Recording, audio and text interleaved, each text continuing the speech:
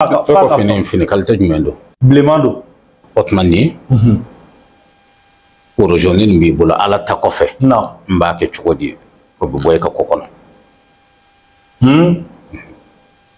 An karamɔgɔ i bɛna an na fa duman de sisan. Parce que min ka di mɔgɔw ye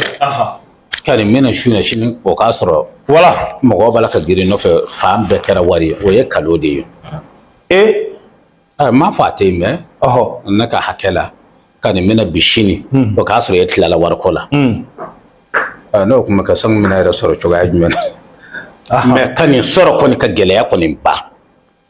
hali n'a sɔrɔ diɲɛ bɛɛ tun bɛ k'i siri diɲɛ bɛɛ tun bɛ k'i dabali maa si ko i ti don da la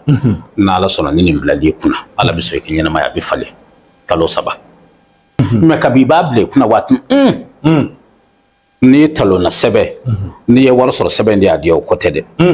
kabi i y'a bila i kunna ayiwa ala ne kɔni ye nin kɛ sababu don mɛ ala e de bɛ se dɛ nin ye n ka sababu ye kuranɛ aya don walima kuranɛ sura don k'a dɔn ne n'i cɛ ala i weleli la i kan ka denw yɛlɛ orosɔn n'o juguyara e kan k'i ka moto jɔ so kɔnɔ ɲɛnamaya kɔni e man ka moto boli tuguni ni o juguyara k'a fɔ e ye fatiya sɛbɛn k'a tun sanumugu ni warijɛmugu b'a kɔnɔ o sanu ni warijɛmugu b'a kɔnɔ o misaliya bɛna fɔ dɔrɔn i ka crédit banna f'i ka crédit ta siga t'a la n'o kɔni kɛra ne ma kojugu ye e man ka don mobili kɔnɔ ɲɛnamaya kɔni man ka sigi mobili fɔ a kan tuguni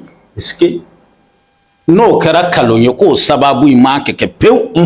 ni e ye fini mugu san bitigitigi fɛ sugu da yɔrɔ min na dɔrɔn a melenki yɛrɛ la ka sɔrɔ i ma kurusiyɛni bila k'i bɔ a la ko ninnu ye nin cogo di ne y'a faamu n ka faamu na n tɛ foyi se ne ma fo ala ye min se ne ma hɛrɛ la nin y'o dɔ ye